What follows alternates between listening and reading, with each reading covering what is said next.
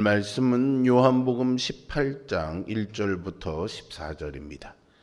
요한복음 18장 1절부터 14절입니다. 예수께서 이 말씀을 하시고 제자들과 함께 기드론 시내 건너편으로 나가시니 그곳에 동산이 있는데 제자들과 함께 들어가시니라. 그곳은 가끔 예수께서 제자들과 모이시는 곳이므로 예수를 파는 유다도 그곳을 알더라. 유다가 군대와 대제사장들과 바리새인들에게서 얻은 아랫사람들을 데리고 등과 횃불과 무기를 가지고 그리로 오는지라. 예수께서 그 당할 일을 다 아시고 나아가 이르시되, 너희가 누구를 찾느냐? 나사렛 예수라. 내가 그니라. 그를 파는 유다도 그들과 함께 섰더라. 예수께서 그들에게 내가 그니라 하실 때에 그들이 물러가서 땅에 엎드러지는지라. 이에 다시 누구를 찾느냐? 나사렛 예수라. 너희에게 내가 그니라 하였으니 나를 찾거든 이 사람들이 가는 것은 용납하라. 하시니 이는 아버지께서 내게 주신 자 중에서 하나도 잃지 아니하였사옵나이다. 하신 말씀을 응하게 하려 함이로라. 이에 시몬 베드로가 칼을 가졌는데 그것을 빼어 대제사장의 종을 쳐서 오른편 귀를 베어버리니 그 종의 이름은 말고라. 칼을 칼집에 꽂으라. 아버지께서 주신 잔을 내가 마시지 아니하겠느냐? 이에 군대와 천부장과 유대인의 아랫사람들이 예수를 잡아 결박하여 먼저 안나스에게로 끌고 가니 안나스는 그 해의 대제사장인 가야바의 장인이라. 가야바는 유대인들에게 한 사람이 백성을 위하여 죽는 것이 유익하다고 권고하던 자로라. 아멘. 잡히시기 전에 남겨진 자들을 위한 예수님의 대제사장적인 기도가 끝나고 이제 장소가 감람산으로 변경이 됩니다. 이곳에서 예수님이 붙잡히시면서 순환과 십자가의 사역이 본격적으로 시작이 되지요. 임박한 순환에도 불구하고 예수님은 피하지 않고 당당히 나아가심으로 당신의 주권과 하나님 아버지를 향한 순종을 분명히 나타내셨습니다. 우리는 때로는 원하지 않는 일을 해야 할 때가 있습니다. 책임감 때문이든 타인의 기대 때문이든 우리는 그 일을 억지로 감당하든지 아니면은 회피해 버립니다. 그런데 오늘 본문에서 예수님은 완전히 다른 모습을 보여줍니다. 예수님은 자발적으로 고난의 길을 선택하시죠. 사랑과 순종으로 걸으신 그 길은 우리를 위한 구원의 길이었습니다. 위기는 사람의 본심을 드러낸다는 말이 있습니다. 대제사장과 바리새인들이 보낸 군인들은 유다를 앞세워서 예수님이 계신 동산을 찾았습니다. 그들은 예수님을 체포하고 죽음의 길로 내몰 자들이었죠. 그런데 예수님은 눈앞에 닥친 죽음의 위기에도 제자들을 향한 사랑과 관심을 놓지 않았습니다. 이 장면에서 우리는 온전한 사랑을 발견하게 됩니다. 고별 강화 마지막 기도 이후에 저자는 예수님의 순환이 어떻게 시작이 되고 진행이 됐는지를 상세히 기록합니다. 기드론 시내 건너편의 동산은 공간복음에서 겟세마네로 불렸던 감람산인데 이곳은 예수님이 제자들과 함께 가끔 모이셨던 곳으로 유다에게도 익숙했습니다. 이때 예수님을 체포하기 위해 가룟 유다와 군인들이 예수님이 계신 동산을 찾았지요. 로마 군대와 유대 성전 경비대가 모두 동원된 것으로 보아 유대 종교 지도자들이 빌라도에게 로마 군대를 파견을 요청했음을 알 수 있습니다. 그들은 마치 강도를 잡을 때처럼 횃불과 무기를 가지고 몰려왔습니다. 예수님의 제자들이 이 체포를 방해하거나 저항하면 그 무기로 공격할 태세였죠. 정치, 종교, 군사력을 모두 동원해 어떤 대항도 진압하겠다라는 강한 의지를 보인 것입니다. 그런데 예수님의 대응은 어떻습니까? 그런 살벌한 분위기 속에서 당할 일을 아시고도요, 그들이 찾는 사람이 바로 당신이라고 2번이나 말씀하시죠. 예수님은 움츠러들지 않으셨습니다.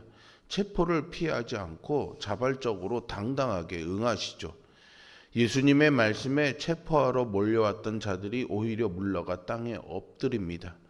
크게 외치거나 설명하지 않아도 예수님의 권위와 능력이 드러났기에 칼을 쥔 자들이 오히려 위축된 것입니다. 예수님은 이어서 그들에게 제자들이 가는 것을 막지 말라고 당부하십니다. 예수님이 군인들 앞에 나선 이유는 제자들 중에 누구도 해를 입지 않고 안전하게 보호되기를 원하셨기 때문이죠. 오늘날 사랑이라는 단어가 홍수를 이루고 있습니다. 사랑을 노래하는 노래도 많고요. 영화나 드라마에서 사랑을 주제로 많은 것을 다루고 있습니다. 그래서 사람들은 너무 쉽게 사랑이라는 말을 사용합니다. 그러나 사람들이 말하는 사랑은 사실 이기적인 것이 참 많습니다. 조건을 따지면서 자기에게 손해가 나지 않도록 애쓰죠. 일례로 기업 안에서 높은 지위에 있는 사람들은 문제가 생기게 되면 그 책임을 말단에게 넘기면서 꼬리를 자르는 일을 당연한 일로 여깁니다. 하지만 예수님은 위기 앞에서 당신의 안전보다 제자들의 안전을 먼저 생각하시는 참된 사랑을 보여주셨습니다. 예수님께서 당신을 선한 목자다라고 말씀하셨죠. 그 말씀대로 예수님은 생명을 다하기까지 양과 같은 제자들을 지켜주셨습니다. 인생의 위기가 닥칠 때 선한 목자이신 예수님을 의지하시기 바랍니다. 우리가 주님의 날개 보호 아래에 있다는 사실을 잊지 마시기를 바랍니다. 예수님이 우리를 안전하고 든든하게 늘 보호해 주시기를 간절히 소망합니다. 예수님은 하나님의 구원의 계획을 이루기 위해 자발적으로 적극적으로 기꺼이 이 체포를 받아들이셨습니다. 또 절체절명의 순간에 제자들의 안위까지도 책임을 지시죠. 이로써 앞서 13장 1절의 말씀인 자기 사람들을 사랑하시되 끝까지 사랑하시니라 라는 말씀을 이루시고요. 또 17장의 기도 전체를 실행하신 것이기도 합니다. 예수님은 끝까지 당당하게 자신의 주권적인 능력과 판단으로 당신에게 맡겨진 사명을 거침없이 행하신 것입니다. 베드로는 예수님이 체포되는 것을 막으려고 검을 휘둘렀습니다. 그는 대제사장의 하인 말고라는 자의 귀를 내리치죠. 이 행동은 베드로의 입장에서는 어떻게 해서든 예수님을 지키고 보호하려는 순수한 열심에서 비롯된 것이었습니다. 하지만 그는요, 예수님이 누구신지, 그가 어떤 능력과 사명을 가지셨는지를 잘 알지 못했던 것입니다. 만약 그것을 잘 알았다면 그런 행동을 하지 않았겠죠. 당시의 상황은요, 주님의 계획과 통제 아래에 있었습니다. 그래서 예수님은 그런 행동을 하는 베드로에게 다시 칼을 칼집에 꽂으라 말씀하시고 당신이 하나님의 뜻을 따라야 한다는 것을 가르쳐 주셨습니다. 그리고 예수님은 곧바로 결박을 당하시죠. 베드로는요, 폭력으로 즉 힘과 어떤 강한 그런 능력으로 문제를 해결하려 했습니다. 사실 우리 모두가 어떤 문제 앞에서 가지는 태도는 베드로와 같습니다. 뭔가 강력한 능력으로, 강력한 처방으로 한순간에 이 문제를 해결해 보려고 하죠. 하지만 베드로는 이제 새로운 영생의 삶을 살아내야 하고 또 그것을 다른 사람들에게 가르쳐야 할 그리스도의 제자였습니다.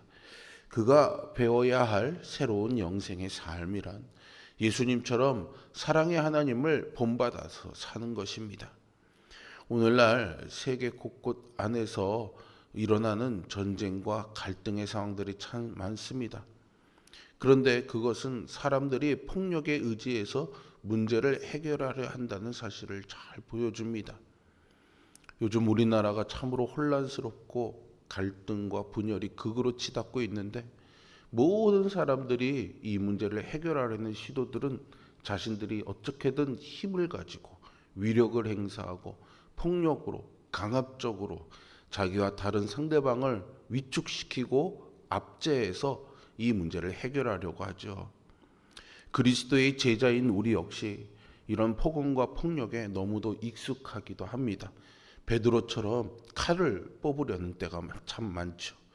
그리스도를 따른다고 하면서도 이렇게 누군가를 내 힘으로 제어할 수 있는 그런 힘을 가지려 하고 남들 위에 군림할 수 있는 여러 수단을 소유하려고 애씁니다. 자신의 정당함만을 말하면서 누군가를 나쁜 사람으로 몰아내고 누군가를 악으로 몰아내어 자신을 지키려고 하죠. 하지만 예수님은요, 그 수단들이 다 자기를 높이고 남을 위협하는 것이라며 내려놓으라고 말씀하십니다. 그리고 당신이 보여주시는 섬김과 희생 그리고 사랑의 삶을 살라고 하십니다. 하나님이 우리에게 주신 힘은요, 우리 자신을 위한 것이 아닙니다. 베드로는 그 당시에는 깨닫지 못했겠지만 치명적인 자신의 실수를 용서해 주시는 부활하신 예수님과의 만남을 통해 이제 예수님의 그 가르침대로 형제를 섬기며 사는 사도로서의 제자로서의 삶을 살아가게 됩니다. 그래서 그는 초대교회 교인들에게 무엇보다도 서로 사랑하라고, 사랑만이 상대의 허다한 허물을 덮는다라고 가르칩니다. 우리는 이 말씀을 잘 새겨 들어야 됩니다. 우리는 베드로처럼 검을 뽑으려 할 때가 많습니다. 나의 옳음으로 모든 것들을 다 끝내려고 하죠. 하지만 베드로는 그 칼을 이제 집어넣고 사랑이 상대의 허물을 덮는다라고 가르칩니다. 이것이 우리가 세상에서 승리하는, 또 세상에서 그리스도의 사람으로 살아가는 참된 비결임을 잊지 마시기를 바랍니다. 우리가 하나님께 받은 영생은 이웃을 사랑함으로 섬길 때 지금 여기에서 당장 누릴 수 있는 현재적인 복이 될 것입니다. 군인들은 이제 예수님을 끌고 안나스라는 사람에게로 데리고 갑니다. 그는 그 당해년도에 유대 사회에서의 대제사장이었던 가야바의 장인이었고, 가야바는요, 앞서 11장에서 한 사람이 백성을 위해서 죽는 것이 유익하다라고 권고했던 자이기도 합니다. 그런데 이것은 가야바 본인의 생각이 아니라 이미 구원의 계획이 예언된 것이었습니다. 그 말을 한 때로부터 예수님을 죽이려고 모의했던 일이 이제 가야바의 장인인 안나스 앞에까지 온 것이죠. 예수님은 어떤 죄를 짓지도 않으셨지만 이 구속 계획 속에서 이 말씀을 이루시기 위해 당신을 순순히 내어주셨습니다. 가야바는 정치적인 계산으로 예수님의 죽음이 모든 유대인들을 위해서 필요한 장면이라는 것을 말했지만 이 말은 결국 섭리 가운데 예수님의 대속의 죽음을 예언하는 말이 된 것이죠. 예수님은 당신을 잡으러 온 군인들 앞에서 제자들을 보호해 주셨습니다. 예수님은 언제나 이렇게 우리를 위기와 역경 속에서 지키시는 분이시기에 어떠한 상황 속에서도 우리는 예수님을 의지할 수 있습니다. 세상의 방법을 내려놓고 오직 예수님의 보호 안에 거하시기 바랍니다. 우리의 선한 목자이신 예수님이 우리에게 가장 좋은 길을 열어주실 것을 믿습니다. 예수님은 주권적으로 당당히 자신의 순환을 감내하셨습니다. 악화 일로로 치닫는 것 같아 보이는 당시의 상황이 실은 우리를 향한 하나님의 치밀한 구원 계획이 성취되는 순간이었죠. 예수님의 순종을 통해 순환의 순간은 곧 구원의 순간으로 바뀌었습니다. 예수님이 우리 대신 순환당하셨으니 이제는 우리가 십자가의 길을 따르는 것이 당연합니다. 예수님은 고난과 희생의 길을 주저하지 않고 자발적으로 걸어가셨습니다. 주님이 가신 길은요, 사랑과 순종으로 이루어진 희생의 길이었습니다. 하나님의 뜻을 이루는 길은 감정적인 그런 무력이나 억지가 아니라 주님처럼 섬김과 순종으로 나아가는 길임을 잊지 마시기 바랍니다. 성도는 상처를 내는 칼이 아니라 생명을 살리는 헌신의 도구가 되어야 합니다. 성령께서 이끄시는 그 자리에서 우리가 나 자신을 부인하고 십자가를 지며 기꺼이 희생으로 섬길 때에 우리는 그리스도의 십자가의 사명에 참여하는 참 제자가 될 것입니다. 여러분들에게 주어진 칼을 이제 집어넣고 주님의 사랑을 앞세워 십자가를 지고 주님을 따르는 참 제자로 살아갈 수 있기를 예수 그리스도의 이름으로 축원드립니다. 기도하겠습니다. 선하시고 사랑이 많으신 아버지 하나님, 오늘도 자신의 주어진 순환의 길을 하나님의 구원의 계획 속에서 묵묵히 그러나 당당하게 이어가시는 그 주님의 모습을 보며 우리도 조심스레 두렵고 떨리는 마음으로 간절히 소망하며 따르기를 간구하며 기도합니다. 우리는 늘 무언가 가진 힘을 가지고 베드로처럼 칼을 뽑으려 하나 예수 그리스도께서 당신의 길을 따르라고 부르시는 그 음성을 들려주셨으니 우리 또한 주님의 말씀에 순복하여 따르기를 원합니다. 하나님의 구원의 계획에 잠잠하게 순종하셨던 그 예수님의 뒤를 따라 우리도 서로를 사랑함으로 자신을 내어주는 희생과 섬김으로 하나님의 구원의 계획 속에 살아가는 삶이 되게 하여 주옵소서. 예수 그리스도의 이름으로 기도합니다.